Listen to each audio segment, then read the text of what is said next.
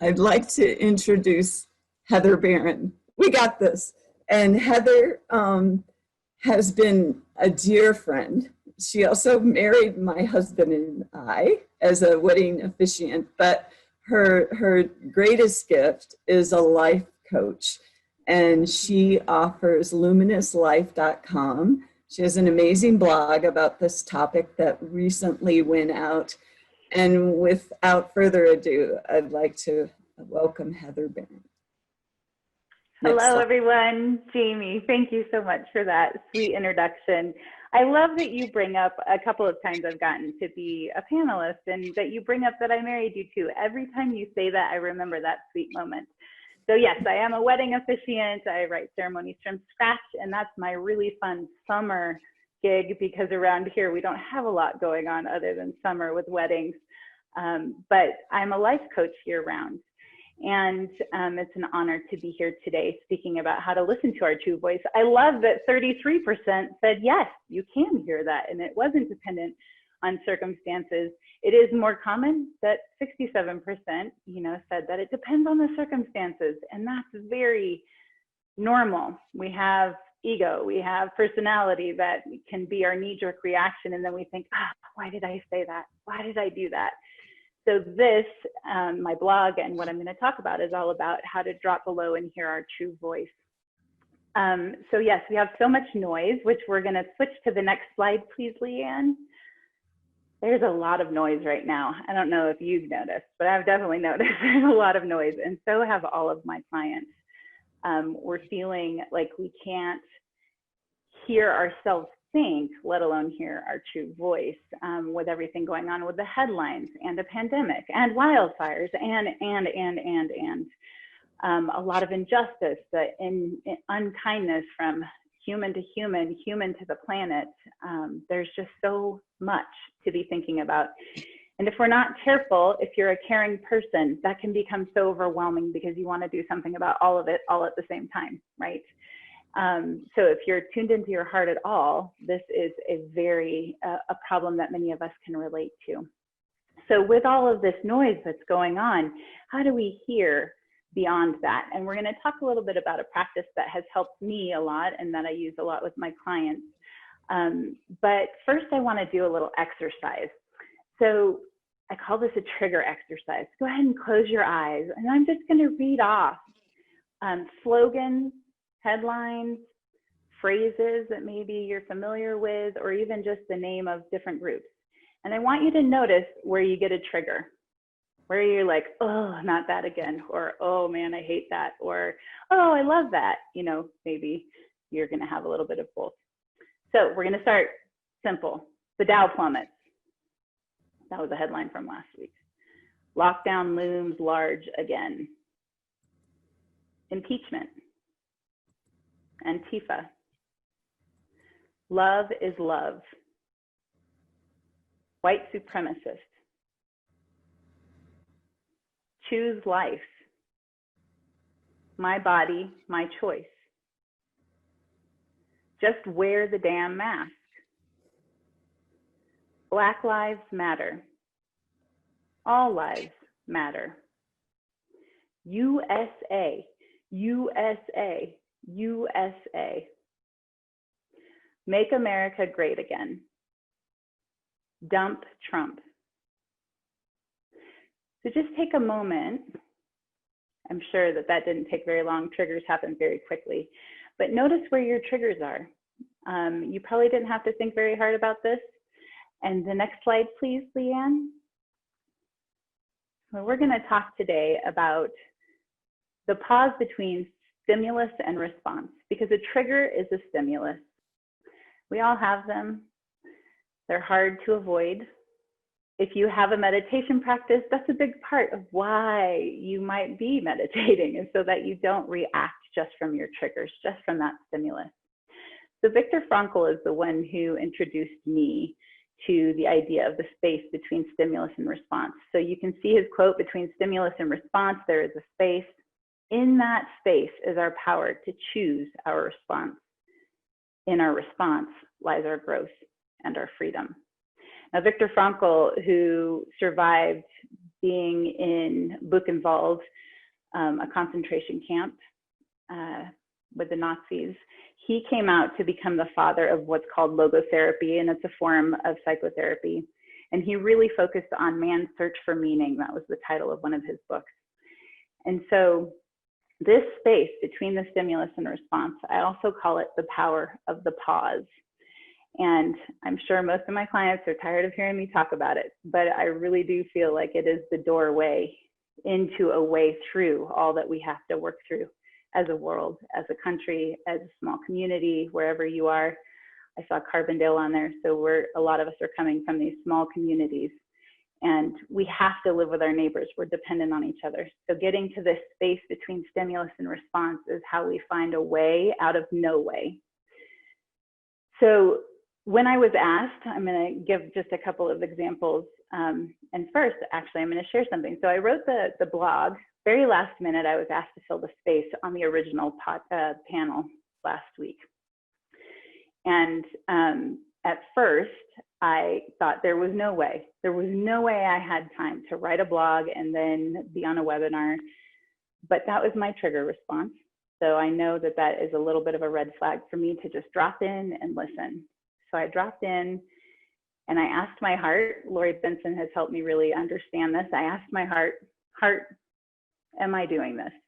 And I had a resounding yes. So with that yes, I thought, well, then there's got to be a way for this to happen. And I'm so glad I listened, because it's an honor to be here today. And that's a way to drop into that space, not just stimulus reaction.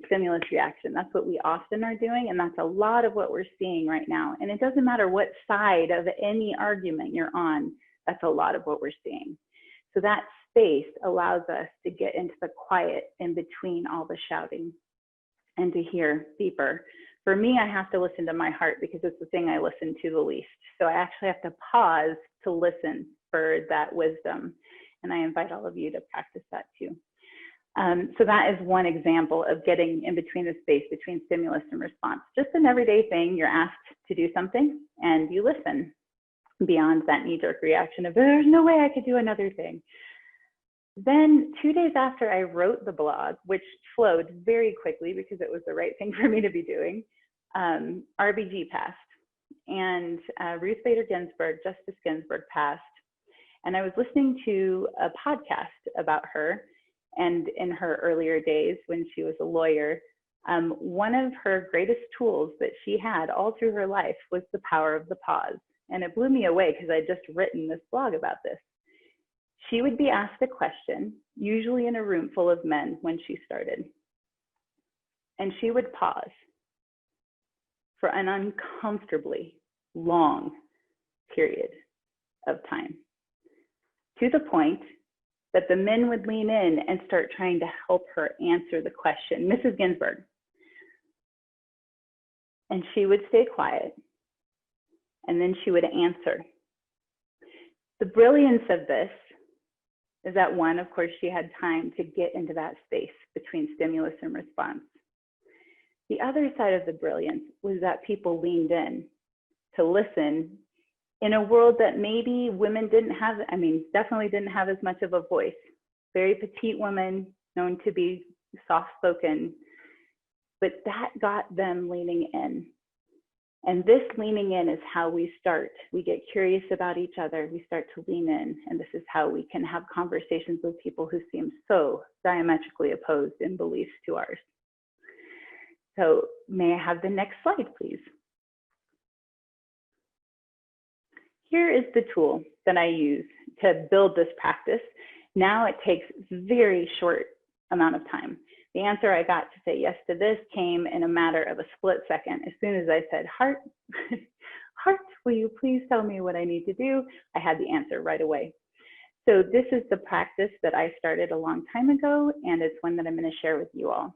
And if nothing else, may this moment, because we're going to do just a quick little deep breathing and pausing, may you feel refreshed in that for your day. So I start, close my eyes if I can. If you're driving, I don't recommend that. And mentally saying, I am safe to pause and listen. I know this may sound really obvious, but I am learning it is one of the most important things, at least with my female clients, to say, I am safe, to pause. I'm safe. I don't have to do. And it feels like we have so much. Again, that noise. So letting our nervous system know, letting our brain know, our lizard brain know, I'm safe to pause. I don't have to move right now is very helpful. I'm safe to pause. I take 3 deep breaths, and I invite each of you to take a breath with each of these things that I say. Take a nice deep inhale. And I say to myself, I belong here.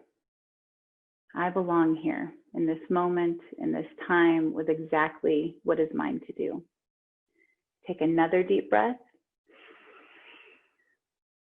I am ready. I am ready for what is mine to do. I am ready for this time. And I take a 3rd deep breath. I tell myself, I remind myself, I am not alone. There are so many all over the planet expressing life, asking the same questions I'm asking, working through the same challenges I'm working through. I'm also not alone because I've learned I have this still small voice, my true voice, always present, always guiding me to take the next step.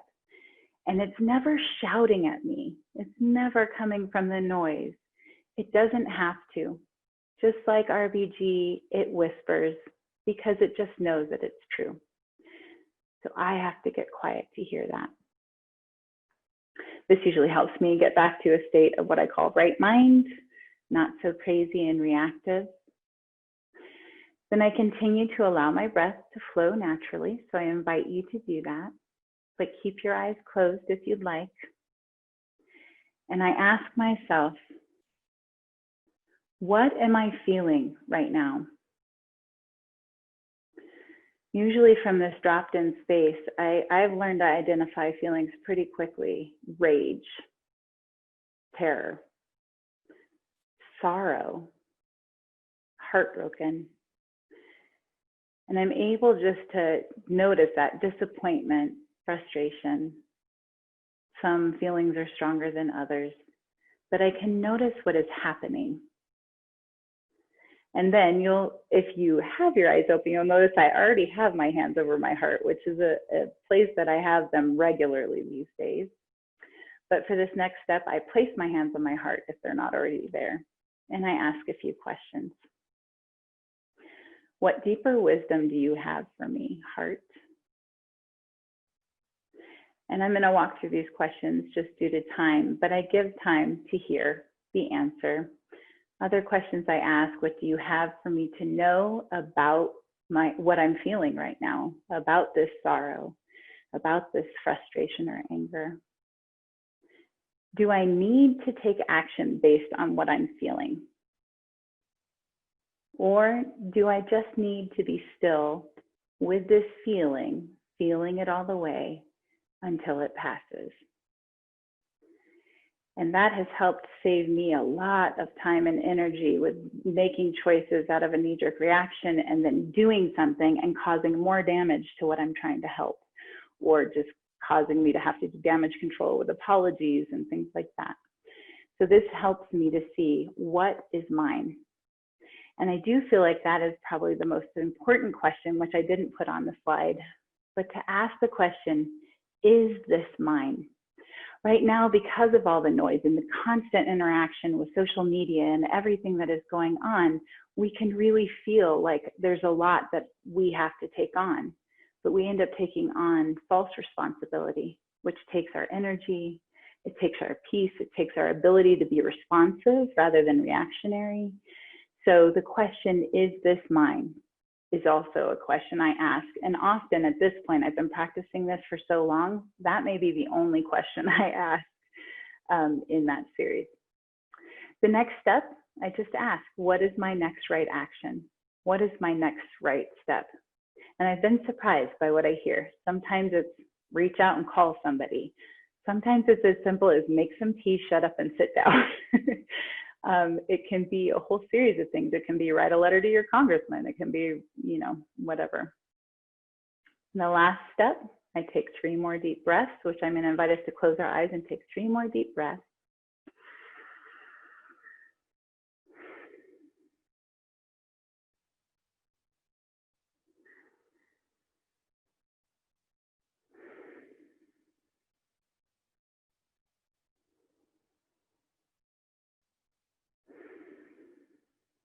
And then I open my eyes. And the reason for those 3 deep breaths, if you do yoga at all, you know Shavasana is the most important pose, but it's also the one people try to skip at the end because, well, they need to move on to the next thing. That creates a space in itself for me to hear anything maybe I have missed. So this is a practice that I use. And Leanne, will you forward to the next slide, please?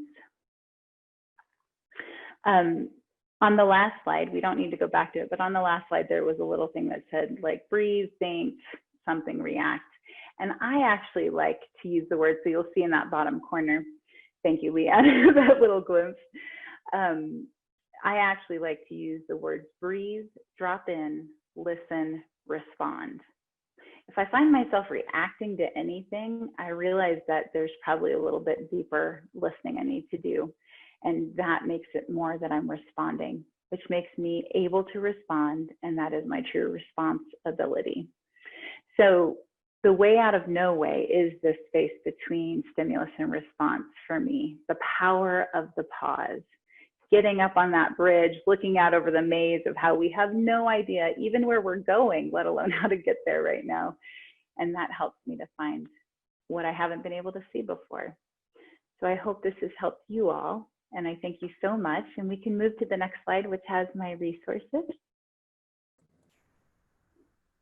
Oh, thank you, Christine. I'm so glad you enjoyed that. She says, beautiful process. It is a beautiful process. It's powerful, and you have it right at your fingertips and right where your breath is, so you can practice that. These are just a few tools that have helped me. Some books that have been very helpful in finding my own voice. When Women Were Birds is by Terry Tempest Williams. I just read that again. Phenomenal, especially for women, about voice in general. It's a beautiful, beautifully written piece. Let Your Life Speak by Parker Palmer, which that's my typo. It should be Palmer. Anything on Ruth Bader Ginsburg's life. Braving the Wilderness by Brene Brown helps us realize that we don't have to be reactionary to be looking like we're in it, you know, with everybody right now, and to catch ourselves needing to do that. So, oh, and the one thing on here I want to make sure to point out, I use Enneagram. It's a personality typing tool, for lack of a better way to phrase it. I'm not a big fan of personality typing in general, but this has been a very, very powerful tool in working with my clients. So I just wanted to share that. Helps us get on to the ways that we react that we may have blinders to. And so that's why it's helpful. Thank you so much. Thank you, Heather. It's always good to hear from you. And I love that you start off these sessions when you participate in such a holistic way. So thank you.